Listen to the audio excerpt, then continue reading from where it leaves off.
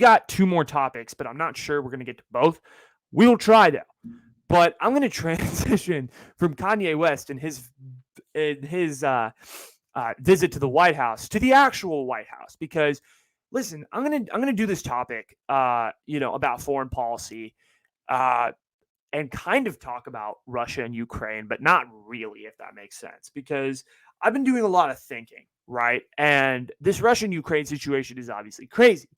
And the United States is kind of this sort of second byproduct party that's sort of there, and is witnessing this whole situation play out and is figuring out a way to, be a part of it, but also at the same time, not get anybody hurt, not get Americans hurt. That's the goal of this whole situation. So it's overall like a whole, situation with a lot of moving parts.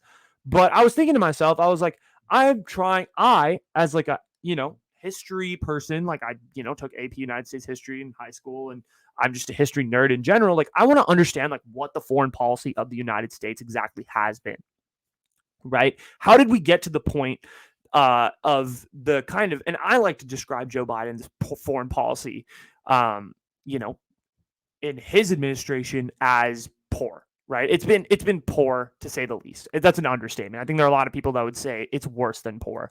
It's inadequate. It's not great. But let's try and understand. Let's take a step back and try to understand like what exactly the foreign policy of the United States has been. And I want to take you through like the biggest crash course of all time of like 300 plus years of history. And I'm going to try to do this in like 11 minutes. Okay, so let's try. So the United States, in terms of its foreign policy, kind of started as an isolationist country to begin with, right? And so Washington and the first few presidents really tried to like employ that hard. Washington, in his farewell address, basically quoted isolationism as kind of the way to sort of move forward with American democracy. Like that's how it's going to work. I like that approach, right? I think in that time it worked because you were focusing on building yourself. America was so new that like if you were to get involved in a war immediately, like I don't think it would have been a great idea. So you're building yourself up. You're, trying to ignore all the crazy other stuff that was going on in Europe and all the various parts of the world and all of these things. Okay. Then the XYZ affair happened, which basically was when we got into a pseudo war with France, but not really got into a war. So everyone, in America wanted Adams, who was the president at the time, John Adams, to get involved in this whole thing. But everyone was also like, oh, let's not go to war because we're still a new country. So they got into a pseudo war and with diplomats and all of these things. And I'm not going to, go into detail and explain, but that's what happened, right? So that was like the closest break to isolationism that we got. Then you had the fifth president of the United States, this guy by the name of James Monroe, and he shifted the way foreign policy worked forever because here's the thing. James Monroe came in and he started realizing that there's a lot of conflicts going on around the world, particularly around the Americas, particularly with Mexico. Mexico was a powerful nation. They still had Spanish influence. California was still controlled by Spain. A lot of things going on over there. And he basically said, listen, and he embraced sort of that modern American aggressive spirit. And he was like, and he basically went on the record and said his Monroe Doctrine, which was basically like anything that's going on in the Americas, any war, any conflict could potentially be an attack on the U.S. So that gives us a right to intervene. That was his quote. That is literally a doctrine that Trump has cited. Many presidents have cited this doctrine. It is historical. The Monroe Doctrine forever shifted foreign policy in the U.S. Okay. But America had a shit ton of issues they had to deal with, so it really wasn't important at the time. James Monroe, his doctrine, blah, blah, blah. No one gave a shit for like the 1800s because, you had the Civil War, and basically America was fighting with itself. They couldn't even sustain themselves as a country, so they couldn't even worry about anything else that was going on outside. Then you had the 1900s, okay? And I'm obviously fast-forwarding through a lot of important events, et cetera, but there's this guy by the name of Teddy Roosevelt. He came in, and he made some more changes. Teddy R basically wrote a corollary to the Monroe Doctrine, aka the sequel, and he basically instituted this thing called big stick diplomacy. And big stick diplomacy, fun fact, is where big dick energy comes from. No, I'm kidding. You got that joke. That's funny. But it actually literally is what big dick energy is supposed to mean. Like, I'm not even kidding. They started using this basically in the American regions, kind of like what the Monroe Doctrine was used as, but not really in Europe and other places.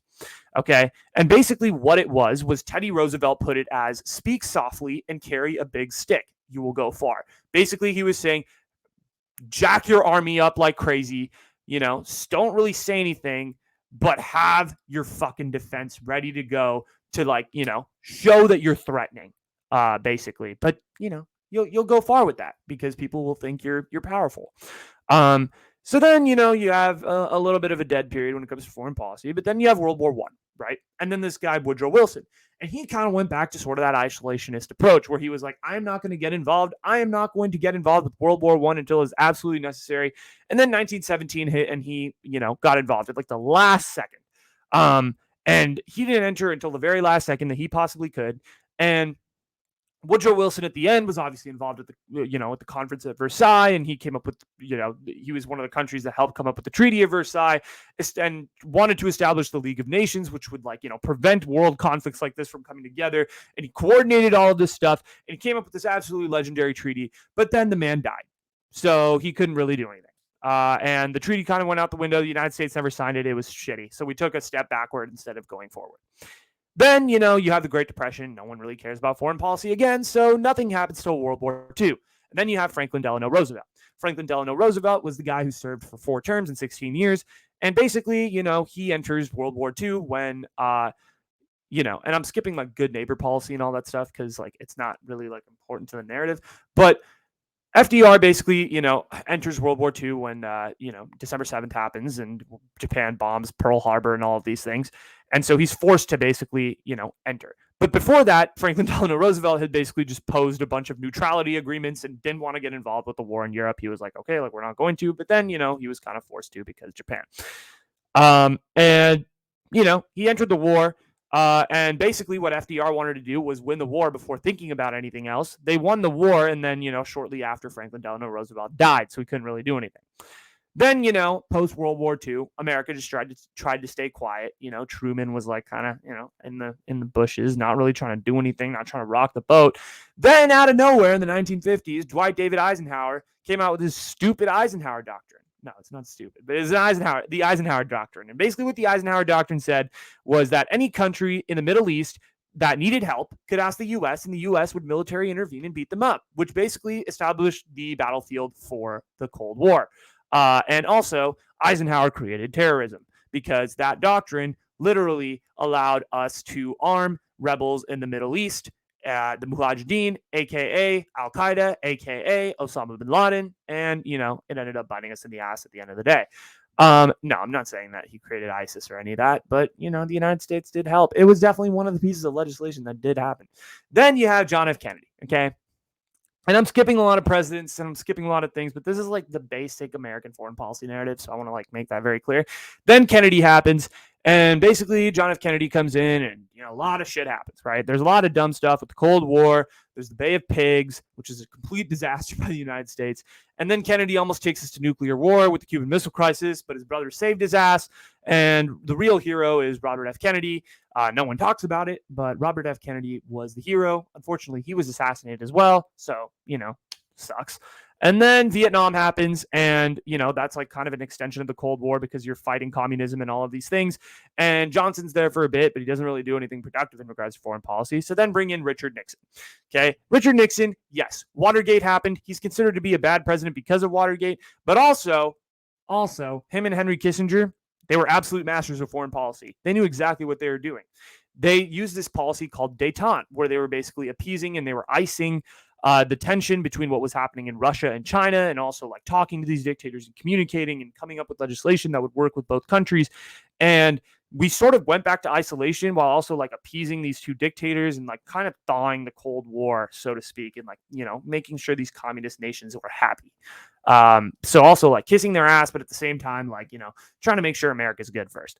And then after Nixon was Jimmy Carter, and he sort of continued the same concept for a little bit, except, and he did even better, actually, to a certain extent, because he really prioritized human rights and all of these things. And he signed this thing called the Camp David Accords, which basically unified the Middle East and all of these things, which was really, really cool. I'm also being really surface level. So if you want to do your research, again, please do it. But he really emphasized human rights, and he was highly successful in that regard. But here's the thing with Carter. The last 2 years of his presidency just made the Cold War hot again because he kind of subtracted that détente policy and went back to sort of that Monroe Doctrine spirit and, started becoming aggressive. So it wasn't great, but he did some good things. he undid a lot of Nixon's pretty cool stuff with détente and all of that. And I'm not saying any of these guys are great presidents, because Richard Nixon was a terrible, he wasn't a great president outside of his foreign policy, but I thought his foreign policy was absolutely great. Anyway, that being said, Carter's done. He loses in one term, and then Ronald Reagan basically gets elected. And Ronald Reagan, as we know, is the aggressor of the aggressives, and he continues his aggressive American approach, basically undid all of Carter's sort of human rights work. He didn't really give a shit. And then the Cold War ended mostly because of Mikhail Gorbachev. He was the one who was like, okay, let's westernize Russia. Let's become more open to the, Western world and all of these things. Reagan did pressure him. Yes, Mr. Gorbachev, please tear this wall down. All of these things. But it was Gorbachev that, really ended the war, so to speak. Because, it was, his policies were the one that kind of opened it up.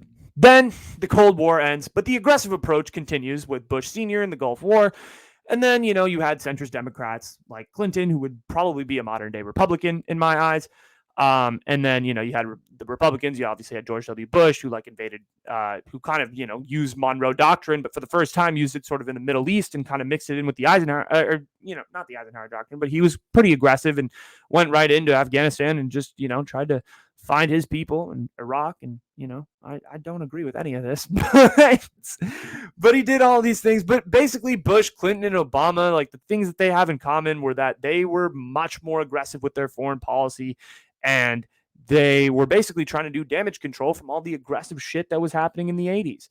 And that's the truth. Listen, since Richard Nixon, basically, and Jimmy Carter, American foreign policy has been an absolute mess. It's not all Joe Biden's fault. That what's going on in Afghanistan, what's going on in Russia, all of these things. But he is adding to the mess. Absolutely adding to the mess. He keeps flip-flopping. He keeps trying to go from I'm going to appease to no, we're going to be aggressive like he was in Afghanistan, right? So it's interesting to see kind of this flip-flop. It's not working so far. I give him a D- with his foreign policy. Foreign policy, though, is one of the most underrated parts of politics. How you get along with the world is critical as to how you are going to do as a nation. That is huge and massive, in my opinion. And no one talks about it. It's huge. It's absolutely huge. It's coming to the light now because of, Ukraine and all the trending events that are happening in Russia and all that.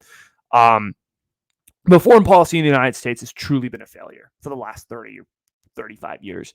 And Russia, Ukraine, you can list all the foreign policy failures. Russia, Ukraine, Afghanistan, terrorism, Iran, Contra, Iraq. Oh, man, Cold War. Too many incidents to count. There's too many. And I'm not, quite frankly, not trying to, go through all of American history here. But I gave you the really quick, really fast version of where American foreign policy comes from. You kind of started with isolationism, and then you had Monroe's Doctrine, and then you had Eisenhower and Teddy Roosevelt, and the American presidents slowly got more aggressive, and then they thought a little bit, and then they got more aggressive, and now we're just kind of known as the country that just intervenes whenever we deem necessary. So yeah, that's pretty much it.